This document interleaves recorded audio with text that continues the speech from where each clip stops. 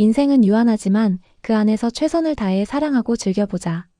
메멘토 모리, 카르페 디엠, 아모르 파티에머 FATI. 이 중에서 죽음을 기억하라는 이 강력한 메시지가 어떻게 우리의 삶을 완성하는 가장 중요한 기술이 될 수 있는지 지금부터 흥미로운 여정을 떠나보겠습니다. 우리는 모두 언젠가는 죽는다는 사실을 너무나 잘 알고 있습니다. 하지만 왜 우리는 그 죽음을 두려워하고 때로는 외면하려 할까요? 인간의 가장 근원적인 공포, 바로 이 죽음에 대한 두려움은 우리가 의식하지 못하는 사이 우리의 일상적인 선택과 행동을 어떻게 은밀하게 지배하고 있는지 함께 깊이 들여다볼 시간입니다. 흥미롭게도 이 죽음의 공포가 인류 문명의 놀라운 발전을 이끌어왔다는 주장이 있습니다. 문화인류학자 어니스트 베커는 인류의 모든 문화가 사실은 죽음의 공포를 극복하기 위한 방어기제에서 시작되었다고 말합니다. 그리고 심리학 실험들은 이 주장을 뒷받침합니다. 죽음에 대한 무의식적인 생각이 우리의 판단력, 소비 습관, 심지어 이성에 대한 매력까지 어떻게 변화시키는지 보여주죠. 예를 들어 죽음의 공포를 상기시킨 그룹은 그렇지 않은 그룹에 비해 분수에 넘치는 소비를 하거나 매력적인 이성을 덜 매력적으로 평가하는 등 때로는 비이성적인 판단을 내리는 경향을 보였습니다. 놀랍지 않나요? 죽음이라는 단어 하나가 우리의 행동에 이렇게나 큰 영향을 미친다는 것이 말이죠. 고대 로마에서는 이 죽음을 기억하라는 메시지가 아주 독특한 방식으로 전달되었습니다. 전쟁에서 승리하고 개선장군으로 신처럼 추앙받으며 로마 시내를 행진하는 영광스러운 순간 그의 뒤에는 한 노예가 따라 걸었습니다. 그리고 그 노예는 끊임없이 장군의 귀에 이렇게 속삭였죠.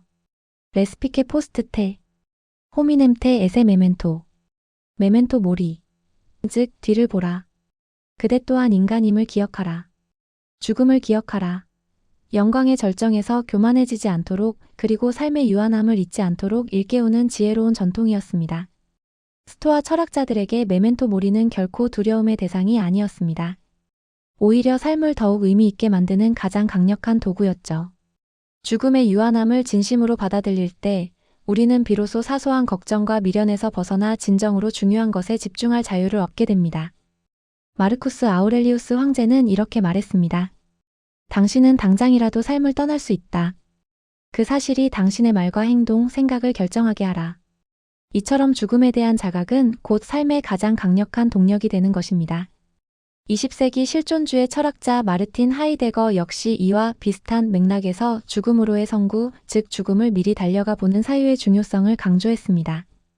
그는 인간이 죽음이라는 궁극적인 가능성을 직면할 때 비로소 세상의 기준이나 타인의 시선이 아닌 자신의 본래적인 삶의 의미를 발견할 수 있다고 보았습니다. 죽음 앞에서 우리의 삶의 우선순위는 극명하게 재편되는 것이죠. 중세 후기 흑사병이 유럽 전역을 휩쓸었을 때 사람들은 죽음 앞에서 모두가 평등하다는 사실을 깨달았습니다. 이때 탄생한 예술 장르가 바로 죽음의 무도, 즉 단스 마카브르입니다. 왕이든 농부든 젊은이든 노인이든 죽음은 그 누구도 가리지 않고 모두를 춤추게 한다는 메시지를 담고 있었죠. 이는 삶의 덧없음을 생생하게 상기시키는 강력한 시각적 메멘토 모리였습니다. 죽음 앞에서는 모든 계급과 지위가 무의미하다는 것을 보여주면서 삶의 진정한 의미를 다시 한번 되묻게 만들었습니다. 이러한 메멘토 모리의 정신은 17세기 네덜란드 정물화에도 깊이 스며들어 있습니다. 바로 바니타스 정물화인데요. 해골, 모래시계, 씨 등 꽃 등 덧없음을 상징하는 소재들을 그림 속에 배치하여 세속적인 부와 쾌락 그리고 지식조차도 결국에는 헛되다는 메시지를 전했습니다. 라틴어로 허물을 뜻하는 바니타스라는 이름처럼 이 그림들은 인생은 짧고 예술은 길다는 격언을 넘어 근본적인 질문을 던집니다. 당신은 이 유한한 삶을 과연 어디에 사용하고 있는가? 라고 말이죠.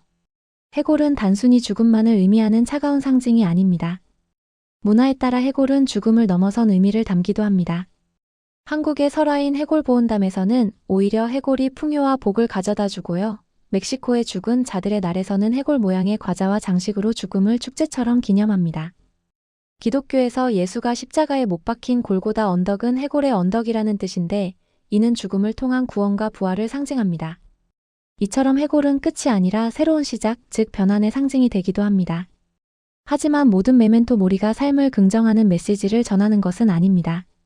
극작가 사무엘 베케트에게 인간의 실존은 태어나는 순간부터 무덤으로 향하는 고통스러운 과정, 즉 생중사데스 마이너스인 마이너스 라이프였습니다. 그의 작품들은 죽음을 통해 삶의 의미를 찾기보다는 삶 자체의 부조리함과 허물을 직시하며 우리에게 깊은 질문을 던집니다. 현대의 혁신가들 역시 메멘토 모리를 삶의 가장 중요한 도구로 활용했습니다.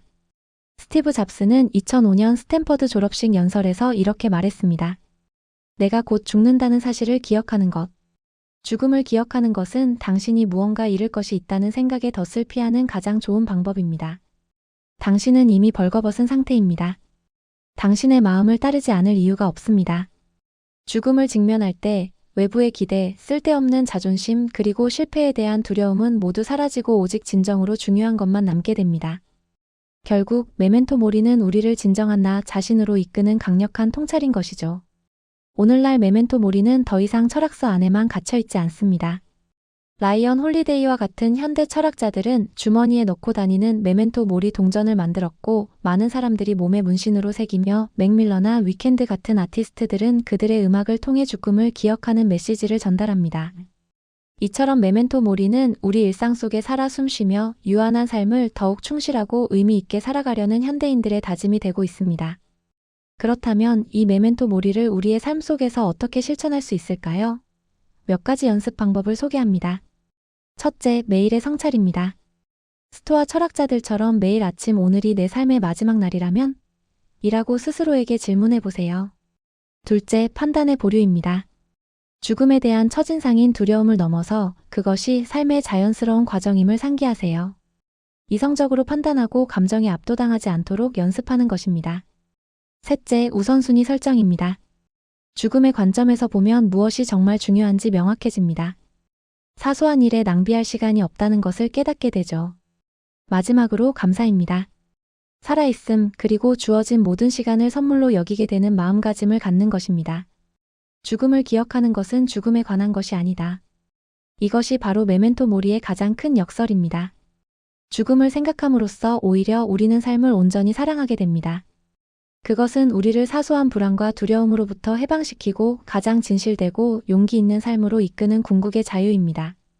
죽음을 외면하지 않고 직면할 때 삶의 진정한 가치가 빛을 발하는 것이죠. 로마의 위대한 철학자 세네카는 이렇게 말했습니다. 연극이 얼마나 긴지는 중요하지 않다. 얼마나 잘 연기했는지가 중요할 뿐이다. 여러분의 남은 시간으로 여러분은 무엇을 하시겠습니까?